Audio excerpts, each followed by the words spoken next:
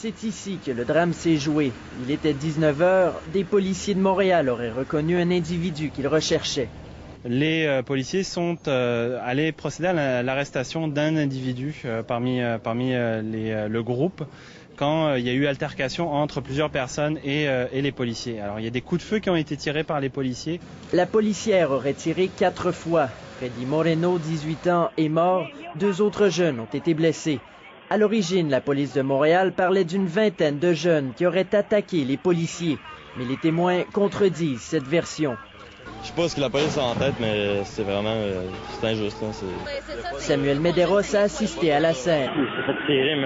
Il a tourné cette vidéo avec son téléphone cellulaire immédiatement après le drame. Il était 6 personnes, puis on sait pas exactement ce que le jeune homme a pu faire ou ce qu'il a pu dire ou peu importe, mais il était pas 20 puis ils n'ont pas agrippé les policiers. Cette femme était dans le parc avec ses petits-enfants quand les policiers ont voulu arrêter le jeune homme.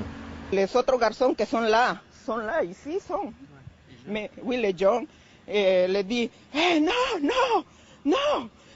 Ils s'approchaient à la police. Alors, quand la police regardait que les autres garçons vont sur elle, nous écoutons les balles.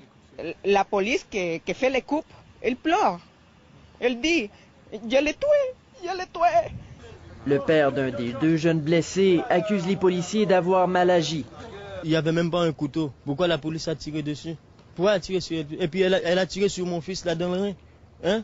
C'est pas correct, c'est pas juste. L'arme à feu, ce n'est pas un outil d'avertissement. L'arme à feu, c'est un outil qui est utilisé quand, en cas d'extrême nécessité, la vie devient en danger pour des citoyens ou des policiers.